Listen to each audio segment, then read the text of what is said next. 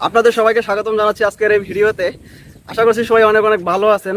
আমি শুরুতে ক্ষমা চেয়ে নিচ্ছি, আজকের ভিডিওটি আমি বানাবো হিন্দি ল্যাঙ্গুয়েজে। আসলে হিন্দি আমি অত বেশি এক্সপার্ট না, তারপরও আমি মূলত হিন্দিতে বানানোর মেইন যে কারণটা হচ্ছে সেটা হচ্ছে যে অনেক আপু আমাকে কোয়েশ্চেন করেছে মেয়েদের জাপান আসার ব্যাপারে, এবং মেয়েরা আসলে জাপানে কতটুকু সেফ এসব নিয়ে আর কি, এবং সে নিজে ইনকাম করে সেই টাকা দিয়ে পড়াশোনার খরচ এবং অন্যান্য সব কিছু ম্যানেজ করতে পারবে কিনা। তো আমি যেখানে থাকি আশেপাশে বাঙালি তেমন একটা মেয়ে নাই, আর আছে দূরে। দেখা যাচ্ছে যে আমার শিডিউল মিলে তাদের শিডিউল মেলে না, এই জন্য আমি মূলত আমার ক্লাসমেট আছে নেপালি দুই ফ্রেন্ড আমার, তারা আমার সেই কোয়েশ্চেনগুলোর অ্যান্সার দিবে হিন্দিতে। তো চলুন শুরু করা যাক। তো হচ্ছে তিনুকা हाय। और वो हচ্ছে सुषमा। हाय। तो चलो फिर स्टार्ट करते हैं। तिनुका जी, आप जापान कब आया? 1 साल हो गया। सुषमा जी आप? मैं भी सेम। बांग्लादेश और इंडिया से मेरा बहुत ज्यादा बहन क्वेश्चन किया, ये जापान क्या लड़की लोगों के लिए सेफ और नहीं। अभी मैंने सुषमा के पास एक क्वेश्चन करूंगा। अभी जापान आने के 1 साल हो गया, जापान क्या लड़की लोगों के लिए सेफ है? हाँ सेफ है, क्योंकि मैं भी रात को काम करती हूँ, तो इसीलिए अकेले चलने में बहुत सेफ होता है, कुछ भी डर नहीं होता है। कभी भी क्या ये जापानीज और बहुत कंट्री का यहाँ पर स्टूडेंट है, वो तुमको डिस्टर्ब किया? नहीं, अब तक तो कोई भी कुछ नहीं किया। सबको अपना अपना वो सब अपने अपने काम में बिजी होते हैं, तो कोई भी डिस्टर्ब नहीं करते। ये तो मैंने बात किया स्ट्रीट में चलने के लिए कोई भी प्रॉब्लम हुआ क्या नहीं।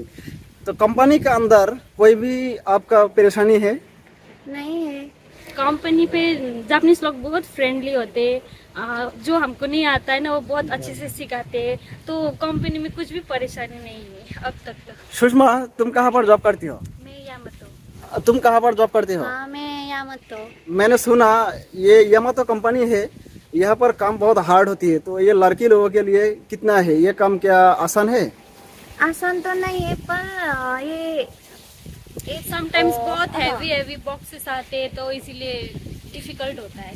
डिफिकल्ट होता भी है और इंटरेस्टिंग भी होता है। हम लड़के लोग को हार्ड काम नहीं देते। नेक्स्ट क्वेश्चन, जापान में लड़की लोगों के लिए बहुत इजी काम है, suppose restaurant, convenience store, but तुम लोग यामातो क्यों चूज कर लिया? क्योंकि यामातो में सैलरी भी अच्छे देते हैं और वीकली हमें सिर्फ 28 आवर्स जॉब करने का परमिशन है, तो आवर वो 28 आवर्स भी देते हैं, और आवरली पेजेस भी बहुत अच्छा है इसलिए। Okay, thank you. Next question, ये यामातो कंपनी का काम क्या होती है? काम जैसे हम लोग किसी को पार्सल भेजते हैं ना, यामातो पे वो ऑल ओवर जापान का जो पार्सल होता है उसका हम नंबर देख के, एड्रेस देख के जिन जगह पे उस पर हम डिस्पैच करते हैं। यामातो कंपनी में जो होती है वहाँ पर बहुत सारे सामान आती है, और वो अलग करने के लिए क्या वो मशीन यूज करती है और खुद से लोगों के थ्रू वो अलग करती है? नहीं, वहाँ पे मशीन होती है और वो मशीन वो सेंसर भी होते हैं, और उस सेंसर से कहाँ पे वो सामान जाना है उसे अलग अलग अलग करके उस सेंसर के थ्रू? हाँ सेंसर के थ्रू ऐसे जो लोग करती है घंटा में, वो सेंसर 10 मिनट में कर देता है। हाँ। सुषमा, अभी जॉब क्या दिन में करती हो और रात में? मैं रात को 11 बजे से सुबह 6:30 बजे तक। तीनों का तुम? हाँ हम एक ही है। सेम शिफ्ट है? हाँ सेम। एक हफ्ता में कितने दिन करती हो? 4 दिन। 4 दिन नाइट करती हो? बहुत टफ है। टफ स्टार्टिंग में बहुत डिफिकल्ट हुआ था, पर अभी तो 1 साल हो गया, तो अभी यूज टू हो गया, तो नाइट पे अच्छा ही लगता है। अच्छा लगता है। नेक्स्ट क्वेश्चन, यामातो में पर आवर कितना देती है? हाँ डे की 11 से है और नाइट के 1375, और जब हम 6 मंथ क्रॉस होंगे तो 1475 25 समथिंग वैसा होता है, इंक्रीज होता है। और हमें 6 मंथ के बाद यूक्यू भी मिलती है, यूक्यू में हम छुट्टी बैठ सकते। 6 महीने जाने के बाद कितना दिन ऑफ डे देते हैं? वो देख के किसी को 10 डेज 9 डेज, तो मतलब ये है वो 10 अटेंडेंस के अनुसार होता है। मतलब ये होता है वहाँ पर ऑफ डे देता है, बट सैलरी भी देता है। हाँ, पर हाफ आता है। तुम एक काम से क्या जो जापान का जो लाइफ स्टाइल होती है, लिविंग कॉस्ट सारी मैनेज हो जाती है? नहीं, एक काम से नहीं होता, 2 काम करना चाहिए, पर हम एक ही कर रहे हैं अभी, इसलिए नहीं कि काम नहीं है, इसलिए कर रहे हैं कि हम एक ही करना चाहते हैं, इसलिए एक ही काम करते हैं। क्योंकि स्टडीज को भी टाइम हाँ। देना पड़ेगा और पड़ेगा। एक्सपेंसेस तो अपने आप पे डिपेंड करते हैं, क्योंकि ज़्यादा खर्च करोगे तो ज़्यादा काम करना पड़ेगा, थोड़ा करोगे तो थोड़ा काम, तो इसीलिए ज़्यादा प्रेशर नहीं दे रही हूँ। सुषमा, तुम क्या जापान में सेटिस्फाइड हो? दिल से बोलो। हाँ, अब तक तो मैं सेटिस्फाई हूँ, क्योंकि नेपाल के कंपैरिजन में जापान में बहुत सारा फैसिलिटीज़ है और नेपाल से इधर लड़की लोग को बहुत सेफ्टी भी होता है और अब तक किसी पे डिपेंड भी करना नहीं पड़ता है, अब इंडिपेंडेंट भी हो गए, तो बहुत सेटिस्फाई हूँ मैं। तो अभी हम स्टूडेंट हैं तो थोड़ा मुश्किल तो होता है, पर 2-4 साल यूनिवर्सिटी के बाद तो सब अच्छा होगा। जापान का लाइफ बहुत बिजी है, फिर भी हम बहुत इंजॉय करते हैं, टाइम निकालते हैं इंजॉय करने के लिए। मैं बहुत दिल से बहुत सेटिस्फाई हूँ और मैं बहुत खुशी हूँ।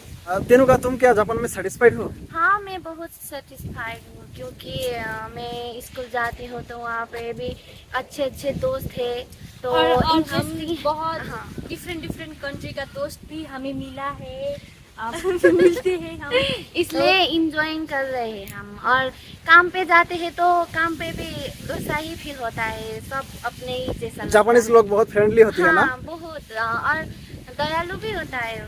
वो कितने भी मिस्टेक करोगी वो फिक्स कर देती हाँ, वो है, fix सिखा कर देती देती है। है और हमारा प्यार से mistake बोलते होता हैं। है, हाँ। फिर भी वो लोग सॉरी बोलते हैं, तो हाँ। जापानीज लोग बहुत दयालु दयालु हैं। एक दिन क्या हुआ मेरा कंपनी में, तो हम बंगाली वो भूल किया, जापानीज तो वो लॉन्ग टाइम से वो काम करता है, उसका क्या मिस्टेक होगा थोड़ी। तो वो लोग ऐसे मेंशन किया, जो ये काम हम एक जापानीज ये मिस्टेक कर दिया, थोड़ा आप लोग देखो, ऐसे बोला। वो खुद को वो डायरेक्ट नहीं बोला तुम ये मिस्टेक किया, तुम ये सीख लो, ऐसे नहीं बोला। वो जापानीज बहुत मैनरफुल होती है ना, इसलिए। 1000 बार हम मिस्टेक करते हो पर भी उन लोग हमें कुछ नहीं बोलते, वो खुद कर देते हैं, फिक्स कर देते हैं, इतने काइंडफुल होता है। लास्ट क्वेश्चन है, बांग्लादेश, इंडिया एंड नेपाल से जो लोग और लड़की आने का बहुत ट्राई कर रहा है और थोड़ी दिन बाद आ जाएगा, उसके लिए तुम लोगों का एडवाइस क्या रहेगा? फर्स्ट ऑफ ऑल तो आप लैंग्वेज बना के आइए, इधर लैंग्वेज की प्रॉब्लम होती है तो बहुत डिफिकल्ट होता है।